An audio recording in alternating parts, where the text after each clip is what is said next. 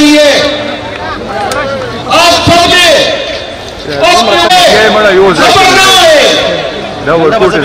सत्ता के पीटीआई के अगर पुलिस गैर कानूनी तौर पर आपके हुजूम पे आती है कि उनकी ज्यादतियों को रोकने के लिए